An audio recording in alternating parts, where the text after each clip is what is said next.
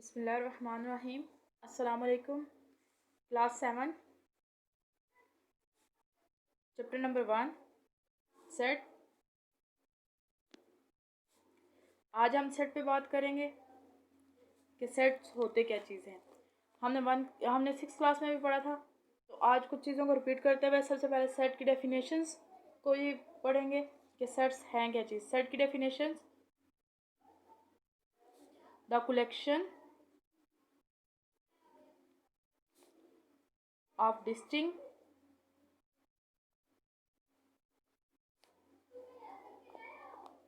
and well-defined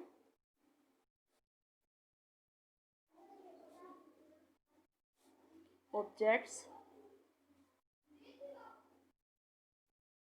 numbers,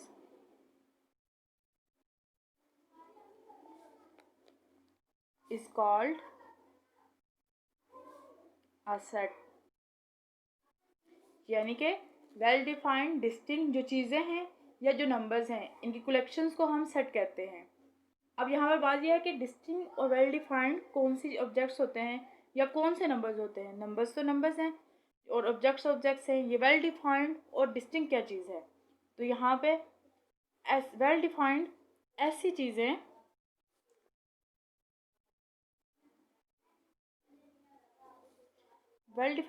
चीज़ें या ऐसे नंबर जो बहुत वाजिया हों, इनका कोई ख़ास मकसद हो, कोई ख़ास मतलब हो।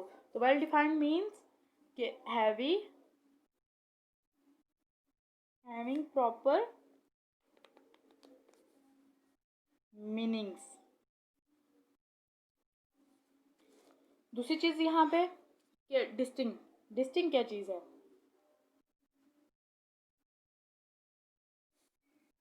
डिस्टिंक्ट मीन्स ऐसी चीज़ या ऐसे नंबर जो एक से ज़्यादा दफ़ा रिपीट ना हो।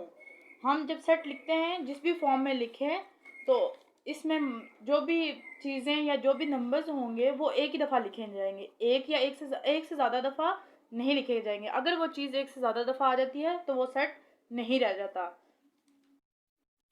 तो distinct means some same thing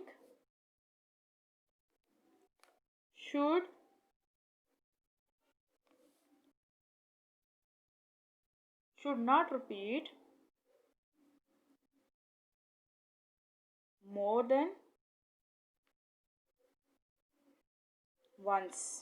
यानी कि एक ही चीज़ को हम एक से ज़्यादा दफ़ा नहीं लिख सकते। अगर लिखेंगे तो वो सेट नहीं रहेगा।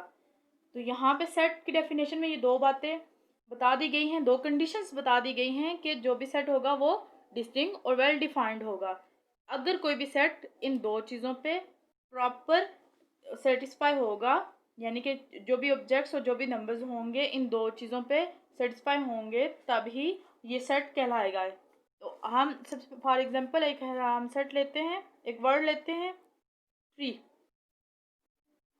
जब हम इसे सेट की फॉर्म में लिखेंगे तो सबसे सिंपल फॉर्म, पहले हम सबसे सेट को कोई नाम दे देंगे। फर्स्ट किया ए, इसे सेट की फॉर्म में जब हम लिखेंगे T comma R E comma E, जब हम इसे सेट की फॉर्म में हमने लिख दिया, तो यहाँ पे हम एक बात मैंने जो पहले बताई, डिस्टिंक्ट मीन सेम थिंग दोबारा रिपीट नहीं होगी। अगर होगी तो वो सेट नहीं रहेगा।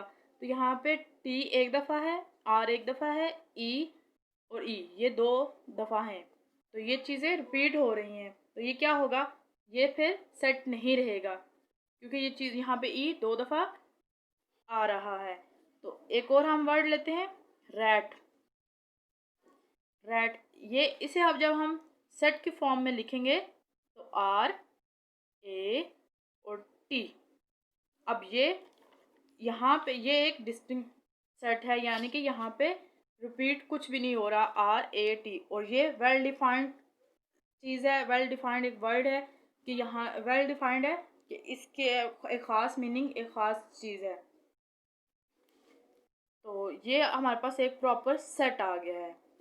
यहाँ पे एक और बात कि सेट के अंदर जो नंबर्स या जो चीज़ें लिखी जाती हैं, इन्हें हम क्या कहते हैं? इन्हें हम सेट के एलिमेंट्स या सेट से बिलोंग, मतलब अब हम यहाँ पे R80 है, तो हम यहाँ पे ए आर को कहेंगे कि ये सेट ए से बिलोंग करता है। तो ये सेट के मेंबर्स, सेट के एलिमेंट्स या ये सेट से बिलोंग करते हैं, ऐसे हम इसे करेंगे। तो सबसे पहले एलिमेंट्स की definitions, the numbers objects written in a set are called its member, elements।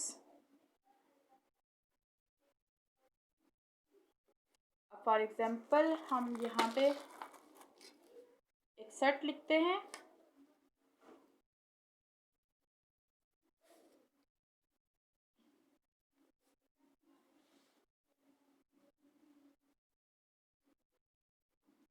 One two three, ये एक सेट हो गया हमारे पास।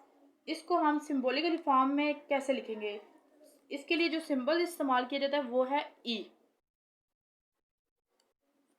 ई जब हम इसे सिंबॉलिकली फॉर्म में लिखेंगे तो हम यहाँ पे फर्स्ट वर्ड को लेते हैं, वन इज इक्वल है, वन रुकन है या वन एलिमेंट है या वन मेंबर है ए का। अब ये है इसकी सिंबॉलिकली फॉर्म कि वन एलिमेंट है ए का या वन मेंबर है ए का, वन जो है वो ए से बिलोंग करता है। तो ये हम इसे सिंबॉलिकली फॉर्म में ऐसे लिखेंगे। ये इस सेट रुकन होने का या एलिमेंट होने का ये एक सिंबल है। तो ये थी सेट की डेफिनेशन। नेक्स्ट टाइम हम सेट की एग्जाम्स पे बात करेंगे।